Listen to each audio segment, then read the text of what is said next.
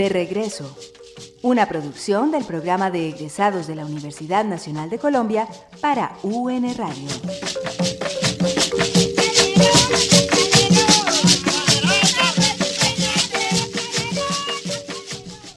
Muy buenas noches. Bienvenido una vez más a De Regreso, el espacio radial del programa de egresados de la Universidad Nacional de Colombia, sede Medellín.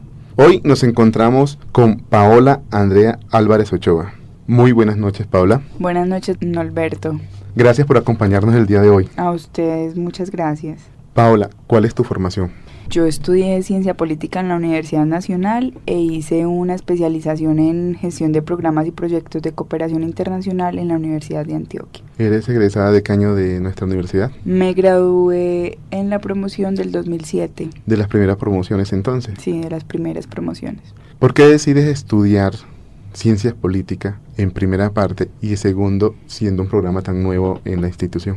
Bueno, pues desde el colegio siempre me había llamado la atención dos aspectos. Primero, el tema de transformar e intervenir socialmente y en comunidades amplias. Y segundo, siempre me llamó me llamaron la atención dos aspectos. El primero, la intervención o transformación social, y segundo, la diplomacia. En Medellín no existe esa carrera, y por eso entonces siempre me fui hacia el lado de estudiar ciencia política o derecho. Me presenté a ambas carreras y la vida me echó una manito porque no pasé a la Universidad de Antioquia de Derecho, entonces estudié ciencia política en la Nacional. Sin embargo, después de hacer mi especialización, hice 3 semestres de Derecho en la Universidad de Antioquia y no me gustó, pues cancelé el programa. Y eso hizo que yo ratificara que la vida me había ayudado a tomar la buena decisión de haber estudiado ciencia política. Intervenir y transformar. Uh-huh. ¿Por qué? Porque es necesario, porque nosotros en Colombia tenemos una cultura política, somos bastantes desconocedores de la cultura política, somos muy individualistas a pesar de que pensamos lo contrario, que decimos que somos muy unidos, muy juntos. Sin embargo, en términos políticos somos muy poco solidarios y tiramos es para donde nosotros nos convenga y no donde socialmente o comunitariamente nos convenga, y entendemos la política como un aspecto individual y negativo, y es todo lo contrario. Tiene que ser una transformación, una elaboración, un trabajo colectivo, comunitario, solidario, y no en busca de beneficios comunes, sino individuales. Nosotros siempre nos hemos acostumbrado a esa política del individuo, y del individuo entonces al mejor amigo, a la mejor amiga, y así. No lo hemos entendido como un asunto colectivo para transformar y buscar beneficios colectivos. Precisamente por eso nosotros en español nos hemos tenido que inventar la palabra politiquería, porque es que decir política en sentido estricto es hablar de algo positivo. Paola, pero si uno escucha las noticias, Uh-huh. si uno ve la situación actual que está pasando en el país y ve tantos casos de corrupción, ¿qué sucede? ¿Qué hay que hacer entonces para transformar o lograr como esa idea de lo positivo de la política realmente? O mejor dicho, la idea de la política, no digamos lo positivo. El objetivo de la política es positivo. Uh-huh, exacto. ¿Qué debe suceder en el país? ¿Cómo se debe transformar, ya que tú hablas de que te lleva a estudiar ciencia política precisamente ese interés de transformar e intervenir? Yo empecé por decir que tenemos mucho desconocimiento, entonces es empoderarnos. Y empoderarnos es tanto por parte del Estado como por parte de la comunidad, es una tarea conjunta. Yo no puedo decir que solamente el ciudadano o la ciudadana tiene esa tarea de hacerlo a modo propio, pero tampoco el Estado es el que exclusivamente lo debe hacer. Es decir, la cultura política de un país se mide por el grado de conocimiento y de conciencia que tienen los ciudadanos y las ciudadanas para votar, para tomar decisiones, para intervenir e influir políticamente, pero es una necesidad que cada individuo en conjunto, claro, con el apoyo del Estado, se debe hacer. Y en ese sentido, retomando pues mi respuesta inicial de transformar, y ese ha sido como el interés, digamos que uno transforma desde el individuo propio, pero también incidiendo en comunidades. No solamente se incide haciendo grandes cosas que todo el país conozca, se incide haciendo una investigación, se incide formulando un proyecto, ejecutando un proyecto, se incide formulando una política pública, se incide haciendo transversalización de enfoques diferenciales, de enfoque de género, etc. Pero sí creo que el tema de empoderamiento para mejorar nuestra cultura política y evitar la corrupción precisamente es una tarea conjunta de la ciudadanía y del Estado. Y con respecto a la corrupción y a la impotencia que nos genera algunos programas políticos, algunas campañas políticas o algunas personas que están en el poder, yo considero que es una transformación que no es a inmediato plazo, sino a mediano y largo plazo, que ese empoderamiento y esa concientización ciudadana va a mejorar precisamente esa toma de decisiones y esas personas que están en el poder. ¿Qué sucede en el bachillerato que te genera ya esa inquietud por estos temas? Normalmente uno en el bachillerato no es tanto lo que situaciones como esta le llama la atención, sin embargo, lo tienes claro. ¿Qué te lleva a estudiar ciencia política?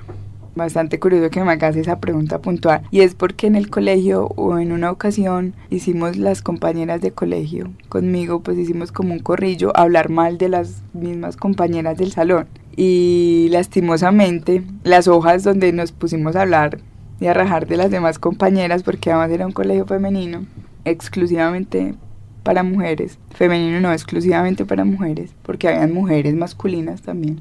Botamos las hojas sin romper a la papelera o caja de reciclaje y nos descubrieron. Entonces eso se armó la gorda en el colegio, incluso ahí también medimos la fortaleza de nuestros padres de ir a poner la cara y decir, bueno, lo hicieron, pero es otro tipo de mujeres, son otro tipo de personas que simplemente cometieron un error, etcétera. Pero lo bonito de ese asunto es que las monjas del colegio, como castigo entre comillas, porque para mí no fue un castigo, sino que fue una oportunidad de vida, nos llevaron a hacer una misión a Vallejuelos, donde era Vallejuelos de la Universidad de Antioquia para arriba. Eso era una invasión en ese momento. Y había como un colegio improvisado y unas casas de madera, cartón, plástico, etc. Nos llevaron con ellas un fin de semana para compartir con las chicas y los chicos del colegio un refrigerio, unas palabras, etc. Y muchas cosas. Pues sucedieron tantas cosas, tantísimas. Primero llegamos, tantas cosas buenas como malas, pero que finalmente resolvieron una oportunidad de vida. Llegamos primero y se largó un aguacero terrible. Entonces el lodazal, los chicos y las chicas llegaron al colegio embadurnados, etc. Llegamos y una niña estaba llorando y todas, claro, pero ¿por qué llora esa niña? La violaron ayer. Desde entrada entonces fue un choque para mí emocional. Segundo, entonces compartamos con ellos. Claro, nosotros no sabíamos dónde estábamos en 9º grado. Nos sentamos con ellos en una ronda, a mí me tocó con mi mejor amiga unos 10 niños más o menos, y les preguntamos después de unas rondas infantiles, bueno, vamos a ponernos a conversar sobre el proyecto de vida. Claro, nosotros muy, digamos, tratando de hacer algo absolutamente bueno, pero los niños y las niñas eran de 8 o 9 años y nadie nos quería hablar y nosotros no teníamos la capacidad pedagógica pues para hacerlos hablar. Entonces a mí se me ocurrió preguntarle a mi mejor amiga para que los demás hablaran. Por ejemplo, Isabel, ¿a ti qué te gustaría estudiar? Ah, yo quiero ser ingeniera. Bueno, Isabel quiere ser ingeniera. ¿Ustedes qué más quieren hacer? Y responde un niño, yo quiero manejar un bus, una volqueta. Otro, pues digamos, comparar las posibilidades de vida y comparar este niño donde se ve, en qué se ve en su vida, las expectativas de vida, versus otra persona no muy distante en la ciudad, pero que dijera uno que tendrían que tener las mismas posibilidades y oportunidades y que la realidad nos muestra que no. Bueno, terminamos, sin embargo a mí esas imágenes no se me salían de la cabeza y un niño pues siempre me tomó como cariño y entonces me dijo, yo te quiero invitar a un café a mi casa. Y yo, bueno, está bien, y subimos y entonces me encontré con que tocó la puerta y la mamá estaba como con alguien adentro que no era su papá. Y entonces la señora me hizo un tinto improvisado y ver las condiciones de vida de ahí, el niño no se quería ir, no quería que yo me fuera de ahí. Después ya que nos iba a recoger el bus, se pegó de mi pierna, por favor no te vayas, todo, absolutamente todo eso dijo Pues para mi mejor amiga fue normal, para la otra también que iba a estudiar diseño gráfico, etcétera. Para mí no fue normal. Pues para mí impactó. Te transformó. Y ahora cuando tienes esa experiencia, comienzas a estudiar o estudias ciencias políticas y te enfrentas, ¿a qué te dedicas? Inicialmente me cautivó la investigación cualitativa y para mí eso me cautivó inicialmente, después lo dejé un poco, lo abandoné por la gestión de programas, proyectos, políticas públicas, pero siempre acompañado de eso en la Universidad de Antioquia. Incluso nadie es profeta en su propia tierra, tengo que venir a hacerlo aquí en la Universidad Nacional. Pero además es muy valioso decir que nunca se ha ido de mi esfera profesional precisamente porque allá quiero dedicar mis últimos, digamos, años profesionales a la investigación, porque me parece que hacer investigación sin tener la experiencia en campo, en terreno, con la administración pública, con la política, es un poco desfasado para uno como profesional porque se tiene que empezar a imaginar un montón de cosas que pasan afuera en el territorio, en la vida política, en la administración pública. En cambio, si uno tiene esa experiencia y de lleno está involucrado con esos aspectos, la investigación cualitativa puede llegar a ser mucho más, además de emocionante, productivo, porque entonces uno puede llegar a pensarse esa investigación en términos de que efectivamente se pueda posteriormente hacer una política pública, un proyecto, un programa, es decir, que la investigación pueda servir para que en temas políticos o en toma de decisiones esa información pueda ser útil para tomar decisiones. Mientras que si tú no tienes ese conocimiento, a lo mejor la investigación también va a hacer efecto y a servir para que los decisores o los tomadores de decisiones puedan encontrar alguna información. Pero de la otra manera me parece que es un camino más derecho, como con más trayectoria, con un proceso más incluyente de información de un lado y del otro. La academia para el sector político y el sector político como uno de los también de las fuentes para la academia, porque precisamente una academia debe pensar en influir en la toma de decisiones políticas, sin incluirse o inmiscuirse en asuntos políticos. Revisando tu hoja de vida encuentra que también te has dedicado en el desarrollo profesional mucho al tema de la transversalización. Uh-huh. ¿Por qué? ¿Qué te lleva a ello? Varias veces lo he contado que la transversalización de género, o más bien el enfoque de género, el enfoque de equidad de género, es un asunto que llega a tu vida no por casualidad, sino para responderse preguntas. En el colegio, cuando estaba en primaria, muchas veces me preguntaba por qué el profesor o la profesora refería el hombre llegó a la tierra, el hombre hizo, el hombre dijo, en vez de utilizar el ser humano. Y yo en mi cuaderno me negaba a escribir el hombre y escribía el ser humano llegó a la tierra, el ser humano hizo, el ser humano tal cosa. Y después de la universidad, entonces continuaba esa pregunta de por qué históricamente esa hegemonía del hombre. Y es así como entonces me empiezo a incluir o a inscribir en cursos, en diplomados de enfoque de género y posteriormente llegan oportunidades laborales en transversalización de esos programas, de esos proyectos y políticas con el tema de enfoques, tanto el tema diferencial como el de género, pero entendiendo el tema de género como un asunto de interseccionalidad. Por eso mismo tiene que ser un asunto transversal. Me explico. Tú hablas de enfoques diferenciales, étnico, etario o discapacidad, pero tienes que hablar en sí mismo del tema del asunto o del tema de género, porque hablar del tema de enfoque diferencial étnico, por ejemplo, afro, indígenas, ahí en la población afroindígenas hay hombres y hay mujeres con necesidades diferentes, con expectativas diferentes, con historias de vida diferentes. Por ejemplo, para el caso del conflicto, a los hombres y a las mujeres no se nos afecta de igual forma por el conflicto armado. Y si estamos hablando de una comunidad diferencial, por ejemplo una comunidad afroindígena, entonces habría que revisar cómo el conflicto armado afecta a la población o la comunidad indígena y cómo afecta a los niños, a las niñas, cómo afecta a las mujeres y cómo afecta a los hombres. Por eso entonces el enfoque de género es interseccional a los enfoques diferenciales. Logros y dificultades que se han tenido en esa implementación. Hacer transversalización de género en Colombia es algo nuevo. En Medellín, por fortuna, tenemos, digamos, dos caras de la moneda con respecto a la voluntad política. Hay voluntad política en la ciudad, teniendo en cuenta que hay una secretaría para las mujeres, que hay programas y proyectos diferenciales para lograr la equidad entre hombres y mujeres. Sin embargo, como sabemos que la transversalización del enfoque de género se hace en otros proyectos, en otros programas, por ejemplo, de participación, de gobierno, de educación, de salud, porque precisamente esa es la idea, transmitir ese conocimiento o esa necesidad de equidad entre hombres y mujeres, sacarla de la Secretaría de las Mujeres, sacarla exclusivamente de los programas exclusivos para mujeres y transversalizarlos en otros asuntos. Ahí encontramos que no hay tanta voluntad política en esos otros programas y proyectos de educación, de salud, de participación, etcétera, y también encontramos que hay desconocimiento, que muchas veces la falta de voluntad política es precisamente por el desconocimiento y la poca sensibilización que se tiene al tema, porque no encontramos inicialmente mucha importancia, mucha relevancia. Sin embargo, cuando las personas se les convoca, se les sensibiliza y se hace algunas capacitaciones explicándoles el por qué y el para qué del enfoque de género, en la mayoría de los programas y proyectos se logra transformar conciencias y tener profesionales que creen en esa necesidad y por lo tanto se pueden transversalizar esos programas y esos proyectos. Pero eso sería desde el nivel público. Sí. En lo privado. En lo privado el tema también es nuevo.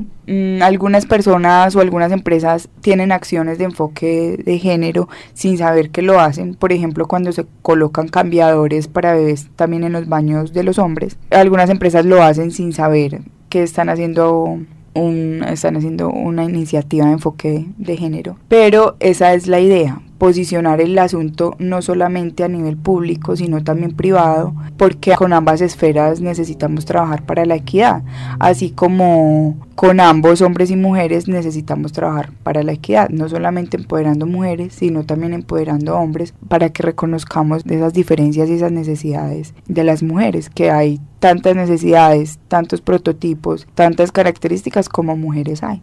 Hablando en porcentajes o hablando en tiempo, ¿cuánto nos faltaría como para un nivel adecuado? No se podría hablar de ello. Sí, la verdad, no. Mira, la Secretaría de las Mujeres, por ejemplo, es una acción afirmativa que inicialmente nace como transitoria, es decir, cuando alcancemos esa equidad entre hombres y mujeres, esa igualdad en las oportunidades, en los cargos que ocupamos, en los estudios que realizamos, etcétera, pues entonces ya deberían dejar de existir esas acciones afirmativas. Pero la verdad es muy difícil, es un camino muy largo por recorrer. Hay cambios, hay transformaciones, sin embargo falta mucho para que las mujeres podamos tener el mismo reconocimiento que tienen los hombres a nivel político, a nivel empresarial, que ocupemos los mismos cargos, que tengamos las mismas oportunidades a nivel también del hogar, que tanto los hombres y las mujeres podamos decir que hay un equilibrio afuera, es decir, en la vida pública, en la vida social, cultural, de ciudad, en el empleo, etcétera, pero también en la vida privada, es decir, en el hogar, con respecto a los quehaceres de la casa, con respecto a la educación de los hijos, de las hijas, con respecto a ese rol que cumplimos en la sociedad y en el hogar. Te voy a contar una anécdota. Nosotros, la promoción de 2007 de Ciencia Política, somos la única promoción que tenemos el diploma diferencial, es decir, yo soy politóloga y mi cartón dice politóloga. Las demás carreras dicen, por ejemplo, mi mejor amiga es Isabel y ella es ingeniero civil. Desde ese pequeño concepto, ese pequeño ejemplo que a veces se nos pasa de largo, pues podemos decir que en muchos aspectos de la vida pública y privada aún nos falta cambiar cositas, grandes y pequeñas. Paola, vamos a compartir algunas cifras de nuestros estudiantes en este momento. Mientras en el pregrado actualmente tenemos 10.232 estudiantes, el 34% corresponde a mujeres. En posgrado, actualmente tenemos 1.891 estudiantes de posgrado y el 41% corresponde a mujeres. Y es una cifra o un porcentaje que se ha venido manteniendo ya hace algunos años. ¿Cómo interpretas esos datos? Yo creo que 3 aspectos para mencionar con respecto a esas cifras. El primero es que hay un camino largo para seguir caminando, es un camino largo para lograr la equidad entre hombres y mujeres. Hay que seguir entonces trabajando en esas acciones tanto públicas como de la empresa privada para que ambos, hombres y mujeres, podamos tener las mismas oportunidades y roles compartidos en la sociedad, no roles exclusivos para hombres y para mujeres, sino que cada uno y cada una pueda decidir qué rol quiere representar en la sociedad. En segundo lugar, desde hace un tiempo, no podría decir exactamente cuánto, las mujeres hemos incentivado esa participación y ese interés por la capacitación, por la formación, por la educación. No es gratuito tampoco, es porque sabemos que eso es una de las formas que tenemos para ocupar lugares sociales, tanto públicos como privados, de manera equitativa a los hombres. Y también obedece esa iniciativa de capacitación y empoderamiento por parte de las mujeres a las campañas que se hacen desde la administración pública con respecto al empoderamiento, a la visibilidad de la situación entre hombres y mujeres, a la inequidad en los roles, en el acceso a los servicios, en el acceso al trabajo, en el acceso a los derechos, a las oportunidades. Y en tercer lugar, hay que decir que en muchos ámbitos, por ejemplo el académico, para hablar de la universidad, usted va a una capacitación, a una conferencia y usted ve más mujeres. Así también sucede en reuniones comunitarias, cuando usted llama a una comunidad a hacer una capacitación, una conferencia, hablarles de algo social, etcétera, siempre hay más mujeres. Y eso tiene dos significados. Por un lado, nosotras participamos más. Nos gusta ir más, saber qué se está haciendo, en dónde me puedo involucrar, pero también si nos adentramos un poco y analizamos, nos damos cuenta que participamos más, pero no decidimos más. Entonces, se puede decir que eso es un camino que se ha avanzado en el sentido que participamos, que llegamos, que buscamos, que asistimos, pero que falta ese otro complemento y es el de tomar decisiones, el de incidir y en el de también tener la misma relevancia en un espacio público como lo tienen los hombres. Paola Andrea, hace un momento nos hablaba de 3 grandes amores. ¿Tienes otros amores? Sí, claro, es que esos 3 grandes son en mi vida profesional, pero en mi vida personal y privada muchísimos otros. La música es uno de ellos. Amo la música, definitivamente. Es que yo admiro a las personas que hacen música, es increíble todo lo que pueden, las sensaciones y los pensamientos y emociones que pueden llegar a producir una canción. ¿Y qué otro? El cine, el teatro me gusta, la lectura me parece emocionante también. Sobre todo me gusta la lectura muy romántica. Yo creo que porque me aleja también de la vida cotidiana, de eso que no nos gusta, de eso que queremos transformar. Un libro que nos recomiendes entonces. Un libro que nos digas, no pueden irse de esta vida sin haber leído este libro. Bueno, 2 cosas. Primero, El Pequeño Teatro alguna vez hizo en teatro el libro del Principito. Wow, no encuentro palabras para describir cómo lograron hacer esa obra tan absolutamente bien hecha que te pone de puntas los pelitos. Y ahora estoy leyendo un libro que se llama Orgullo y Prejuicio de Jane Austen, que también tiene la película y es muy bonito, bastante emocionante, muy romántico, muy especial, es muy bonito. Hablabas del cine también, una película que te haya encantado y que nos recomiendes. Una mente brillante, es muy buena película y también deja muchas enseñanzas para tu vida profesional y personal, pero prefiero las de muñequitos para olvidarme de la cotidianidad. Y finalmente, para terminar el programa, me gustaría que nos despidiéramos con una canción o un tema que te guste y que nos invites a oírlo. Bueno, pues yo les recomiendo escuchar Sabina toda la vida. Joaquín Sabina es un gran crítico de la vida y de la política por ahí derecho. Pero me quisiera despedir con tango, con la comparsita de Bajo Fondo. Una vez más hemos llegado al final de Regreso. Queremos agradecerles a ustedes por acompañarnos esta noche y a usted, Paola Andrea Álvarez Ochoa, por acompañarnos. Ay, muchas gracias, fue un gusto, un placer, sobre todo recordar esas épocas desde el colegio, la universidad, el posgrado, hasta las últimas cositas. Muchas gracias por la invitación. Y lo dejamos con esta invitación que nos hace Paola, o recomendación, la comparsita. Hasta una próxima ocasión. Muy buenas noches.